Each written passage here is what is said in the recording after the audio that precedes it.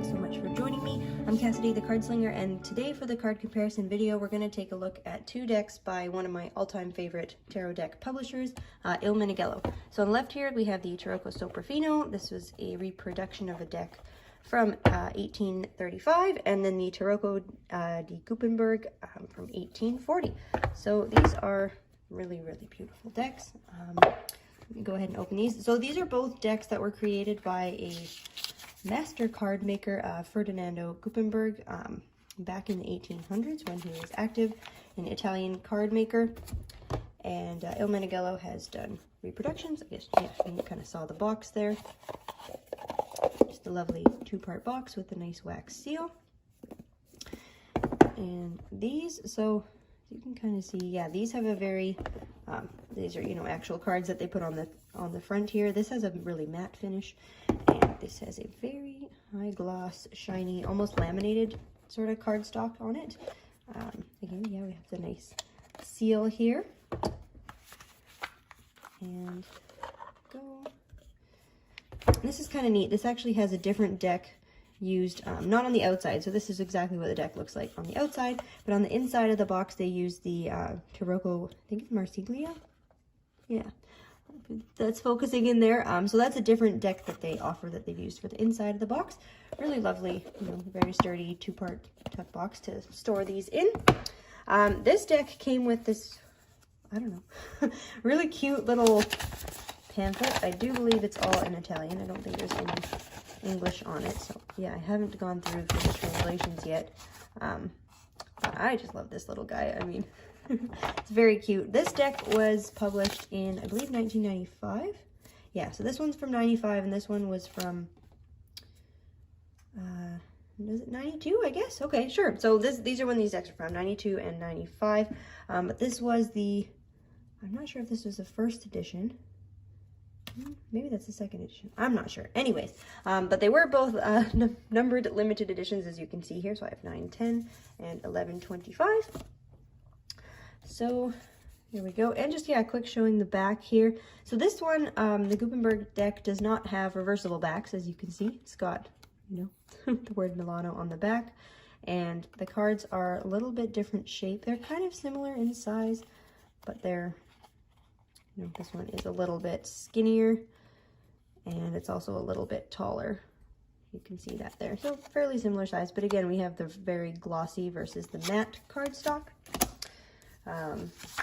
Yeah, we have the little, these are, you know, handmade, handcrafted decks if you're not familiar with their work. But I do highly recommend most decks that they make. So, okay, let me just try and zoom this in maybe a little bit. Excellent. So these are, you know, Marseille decks. So I'm going to flip through the whole deck to let you guys take a look at the cards.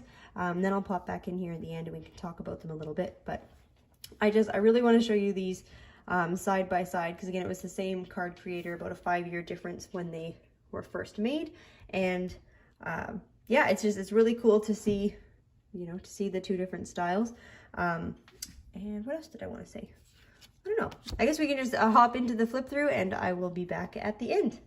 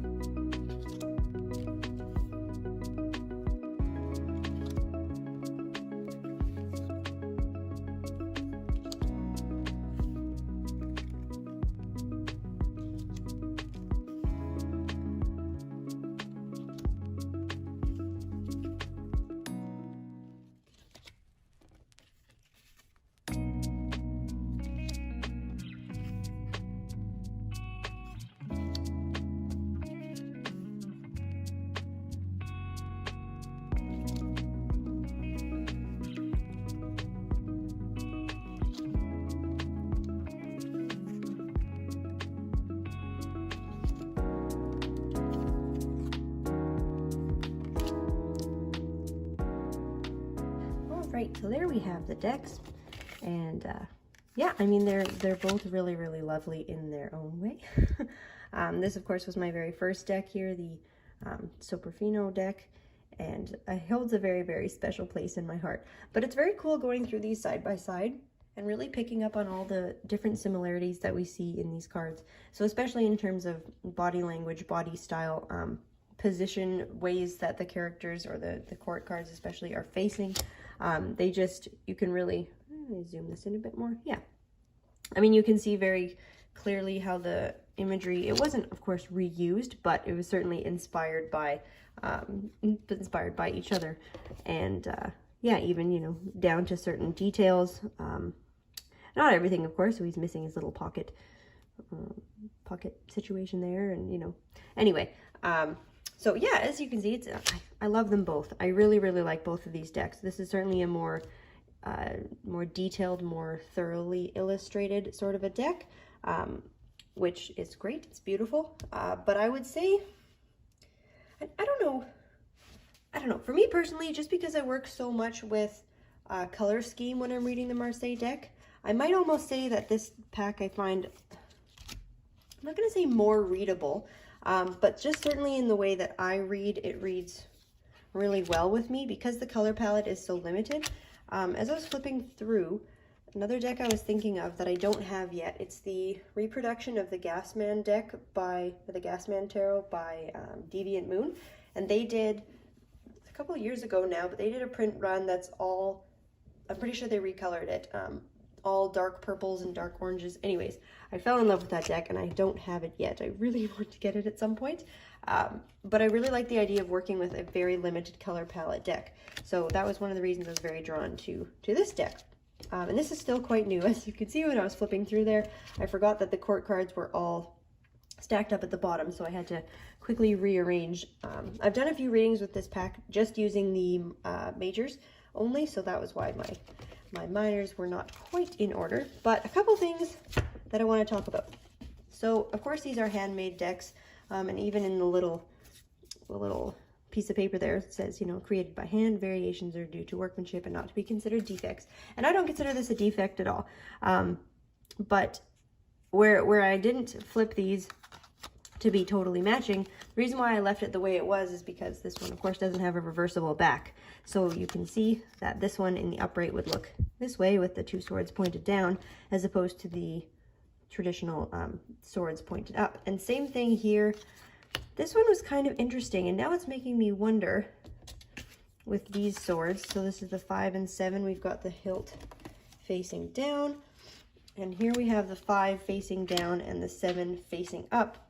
So again, what I can use for upright and reversed in this deck is the, you know, the little Roman numerals here, because this one does not have, well, you know, it's an irreversible, or sorry, fully reversible deck.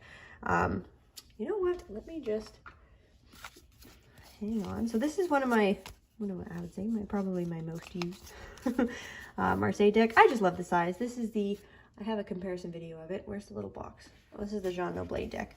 But yeah, okay. So as we, in an upright position of the swords, we expect the sword to be, you know, facing upright, going in that direction. So again, I'm not considering it a defect or anything, but just in this particular case, and if you have either of these decks, especially this guy, because the backs, I'm just wondering if it got, you know, flipped around accidentally when it was printing, to have the swords end up being the other direction. Same thing there happened with my 4 of swords. My flower is upside down. But of course, again, yeah, so it should be looking like that in the upright position. What else did I want to point out? That was as well with the coins. Oh, the cups cards. Okay, so this is actually kind of neat, which I enjoyed. I don't know, this is just a neat thing for this particular, or these two decks.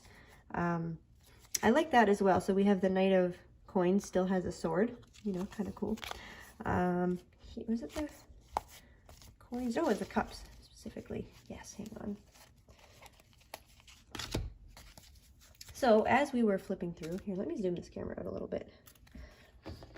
Give me a little bit more space. Cups there.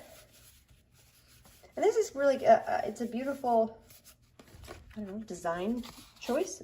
I like it. I don't have a problem with it, but it's kind of cool. So as we were flipping through, it's neat how in this deck we lose the embellishments. So of course we just have our ace there, and then we have, you know, the two. Let's just flip through these again. And then we just saw them. Yeah, so, you know, we have the lovely embellished 2. We got the, you know, the little lion heads there, all beautiful stuff. The 3s. Anyway, you can see, you know, 3, 4, 5, 6, 7, we have the lovely embellishments to work with. But then by the point we hit 8, it just becomes the cups. All about the cups, no embellishments. And they did the same in this deck as well here. So, yeah, we're at, you know, 7. And then we hit 8, 9, and 10. We lose all embellishments, and we are now just straight up cups. So that's quite beautiful. What else did I want to talk about? Yeah, I mean, I find this deck, like I said, I've read with it majors only a couple of times. It reads really, really well. I love, again, that limited color palette. I think it's beautiful. I'm very used to this deck because, of course, this one was my first deck, so it holds a very special place in my heart, as I already said. But this deck came in, and I'm really into working with decks with limited color palettes. I think that's also a large part of why I really enjoy the Noble so much. And yeah, I find it very easy to read with, very easy to work with, looking at color translation between the cards and things like that. So yeah, this probably isn't going to be a particularly long video. I just sort of more wanted to showcase these. I'll pretty much use them in the same way. I do find though that this particular deck is a very crisp reader. It doesn't leave things necessarily as fluid, as flowing, as I don't know. It's less dreamy. It's more of a straight shooter kind of deck, and that's probably because of, you know, just how crisp the line work is. You know, there is a little bit of, oops, is that gonna focus?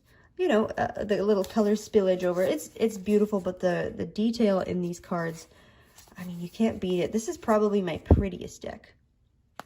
Like, overall, doesn't matter, illustrated, Marseille, pip deck. It's stunning. It's an absolutely stunning deck. I really, you know, I love it. And again, both of these I haven't pointed it out yet, they've got pointed corners. And if you haven't heard my spiel before about how much I love working with decks with pointed corners, it requires a different level of respect, I guess, when you're shuffling, working with decks that are, you know, a little bit stabby on the corners. But they're both really fantastic decks. I don't know if there was anything else in particular I wanted to point out, rather than just show the cards here.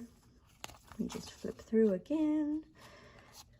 Yeah, I mean, where are my coins at? So they did, yeah, I'd said that before with, you know, the preservation of body language and things like that. Very, very similar between the decks. So they're both lovely. I don't know, I don't have too much to say about these other than I love them both. I think they both have a very unique place in my collection. I use them both for slightly different occasions, but I really enjoy them both. They're great decks. Yeah, so this is pretty much all I have to say. Let me know if you have either of these, and also what style of artwork you prefer. Do you like the more, I guess, shall we say, cartoony style? There's just something so, I don't know, a truly vintage feel about this particular artwork that I really love, but so does this one, because it's got it's almost like a sepia toned, you know, it's kind of got the stains built into the cards. They're not the same on every card. Like, they're just, both of these decks. I'm not going to compare necessarily one to the other in terms of which I like better, because I, you know, really like both of them equally and for their own reasons.